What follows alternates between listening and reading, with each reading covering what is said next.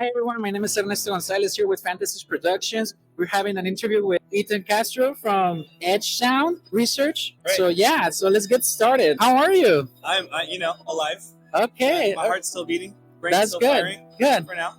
Okay, what can you tell us about the project, the company? This Edge Sound research came out of the necessity because my dissertation research was actually trying to follow how I, as a someone with hearing loss, was able to actually survive in the audio engineering world, about my way of addressing sound. I had to touch my speakers. I walked into the studio. I didn't just get used to, listening to whatever. I had to touch the speaker and put my, foot on the subwoofer to get more information across.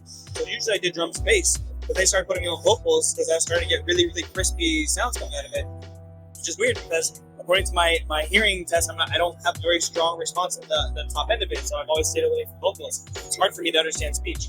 So after a couple years in the music industry, the opportunity came up to do my doctorate at UC Riverside. And one of the projects I was looking at was, hey, is there a way to have a more direct relationship between sound and the body, not using the ears as a source? So obviously, I'm not using that. But all the literature says that it's not possible. But my experience definitely said it was. So basically, I wanted to research more and more about it. And I invented this way of allowing you to feel all the entire frequency range and help enhance that higher register that's been notoriously difficult to perceive. And it ended up being a patentable idea that the university wanted us to make a company in. And of the two ways, grants or startup and get free capital from grants and stuff like that for student startups, it was a much easier way to get research funds.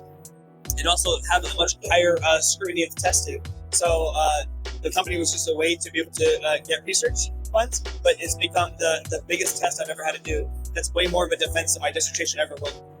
Love it, man. The fruit of your labor, and it's continued to be developed. How do you connect it with other people that have the same mindset like you? Like how was the team formed? Yeah, it's so first trying to find a team to help you put it together was the hard part. Because trying to explain something that didn't exist, there's no context to it, literally no literature about, literally. Right. And then also trying to convince them, hey, this is going to be a cool thing. So, thankfully, at a university, just people are open-minded. People are saying, okay, this is like pretty cool, something about it, it makes sense. Let's try it. So that was step one, was getting the team behind it.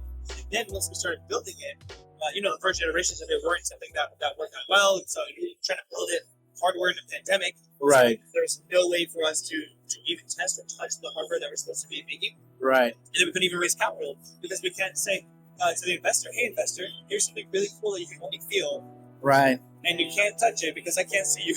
You're right. And so there's no way for us to be able to get investment for the first a year and a half, other than just believing in it. Something that we knew what we're talking about and doing it. Yeah. The doctor really helped on that part. Yeah. And then finding partners at the NBA. We just finished a pilot with the NBA Sacramento Kings. Let's go. Because we're part of the program called the NBA Launchpad. Right. We're one of 7 companies in the world that they selected to be able to do a series of proof of concepts. Right. Pilot programs. Right. And that's been huge because what better test is there than people who have no idea who you are, no idea what you're doing, don't care if you live or die, Right. come and try the technology and say, yeah, that's a cool experience with no pre-context. And that's the hardest test you can ever have.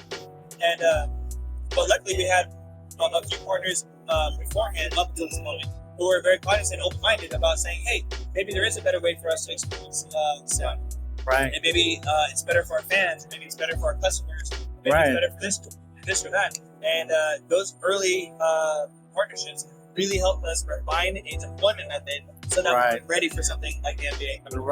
Right. Awesome. That's great.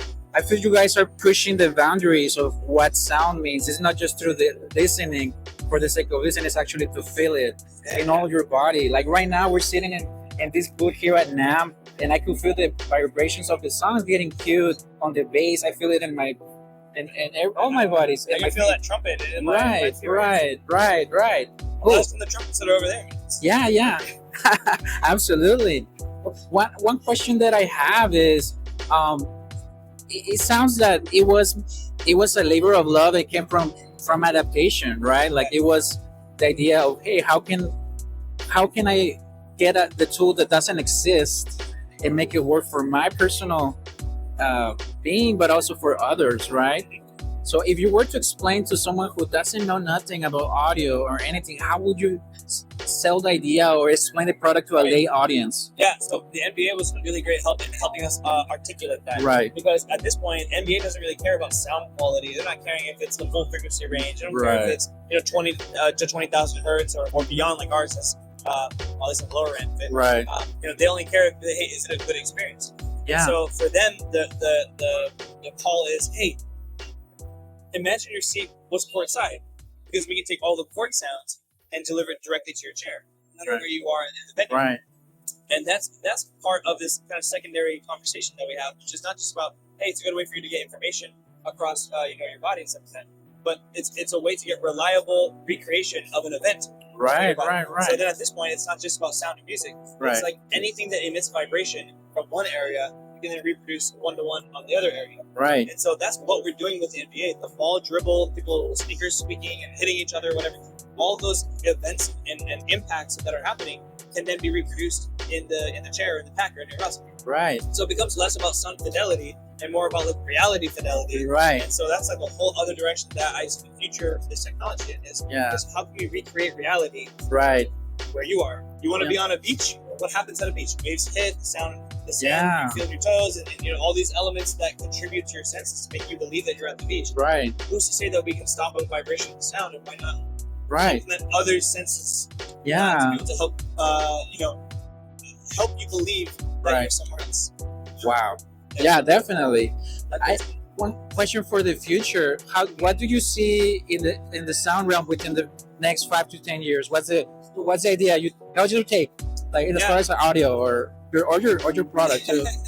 I think for 5 to 10 years, I don't know if there's going to be as transformational of a leap in audio as we know it. I think there's still going to be, the speaker technology's been around for hundreds of years. Right.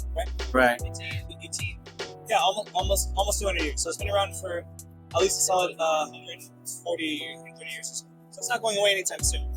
It's already super refined. It's a very mature product, and people are trying to iterate a little bit on to try to perform with others. Yeah. This is a brand new approach to sound reproduction. So it's going to take some time for people to get over the idea that sound has to be speakers or headphones or something, and it's going to take a while for people to not believe in it, but they have to try it. And so hopefully, being in places like the NBA sports venues, concert venues, hopefully bars and clubs, people are going to be more or less exposed to it more and more. They may not even know it. And the more we work with partners, B2B partners, and other B2C partners who are introducing their own products, that want to use this technology. Definitely. In places where speakers weren't possible beforehand. I think that is what's going to help people kind of come to terms with, like, oh, it doesn't matter if it's a speaker or if it's my chair making the sound. It's a good experience. Ultimately, at the end of the day, that's what matters, is that we're creating good experiences. So, who knows if our trajectory then is we are just helping other companies make good experiences. That kind of, as a byproduct, includes sound as one of the senses we're addressing, So, at this point, it's kind of interesting. Right now, it seems to be a lot of pull in sports, and I'm super excited to be learning about the world of professional sports. I played some sports as a kid. I was a junior Olympian for track and stuff like that, but I never really was involved in sports past high school. So it's kind of interesting to see all that world and that side of it. For sure. And see how we can help in that regard. And later on, maybe on the side, we'll be helping people hard of hearing, elements like myself, and maybe other people that have learning impairments as well, and disabilities. As we find more and more research that contributes to having a controlled amount of vibration, being able to help service people that have different types of ailments. Physical therapy, hard of hearing therapy, and then social disability. Absolutely. That's awesome, man. Do you have any last thoughts, and where can people find you and about the company? Everywhere you can find us. Edge Sound Research. The technology is ResonX technology, because we can resonate anything, and makes it a good sound system. So anywhere you see ResonX technology, try it out, and also find us on Instagram, YouTube, and technically Facebook. We don't use it as much. Edge Sound Research. All right. Thank you so much for your time. Thank you so much. Appreciate it. Thank you, man. Cool.